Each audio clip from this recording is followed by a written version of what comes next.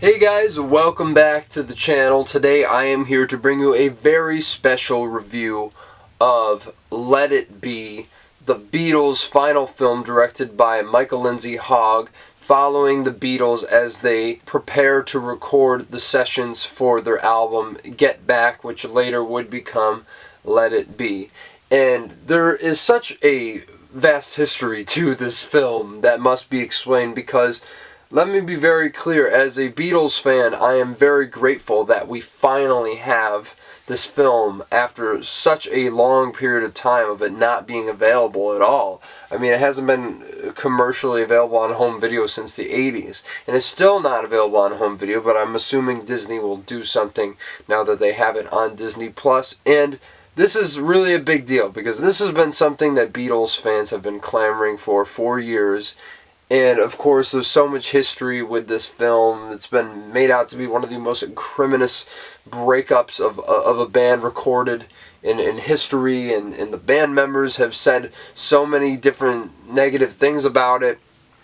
And yeah, so it's definitely had a long history and a long road to be released, and I figured since I have talked about the Beatles ad nauseum on this channel, and of course Get Back as well, the Peter Jackson documentary series that was made from the footage that Lindsay-Hogg shot for these sessions, I felt it was only right to at least give my thoughts on Let It Be and come on here and talk about this long-awaited film. And what I will say, first and foremost, I don't think that this is as criminous as everyone makes it out to be. Like, okay, yeah, maybe they have like 2 arguments in the course of the film. And sure, maybe it seems a bit cold or distant in some regards, but you still get a lot of, heartwarming moments, especially when, George is at the piano with Ringo, helping him write Octopus's Garden, or what, the seeds of what would become Octopus's Garden. Like, there's a lot of moments like that.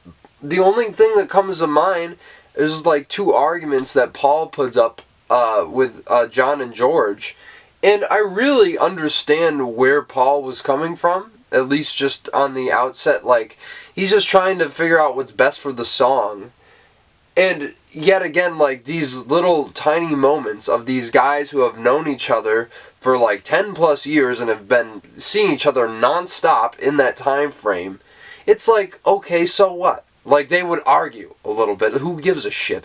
Like, yet again, I can't say for any members of this band, but like, just from the outside looking in, it doesn't really come off like that horrible, And I understand that they were going through a lot at the time, so maybe that's why they're saying that. But from what it was made out to be, I thought I was in for like some real drama here, and there wasn't a whole lot of it, which is kind of my issue with the film as well. Not saying that I'm like seeking that type of stuff out, but the fact that there isn't really much to grip you into the narrative here. It's really just, stuff we've already seen in Get Back. And look, I understand that this came out way before Get Back did, but the fact that Get Back contains all this footage, I don't think there's really any excuse, because Lindsay-Hogg could have come up with something that told a more linear narrative. Like, it feels very fragmented in the way it is presented. Sure, you get some great moments of them jamming, having fun,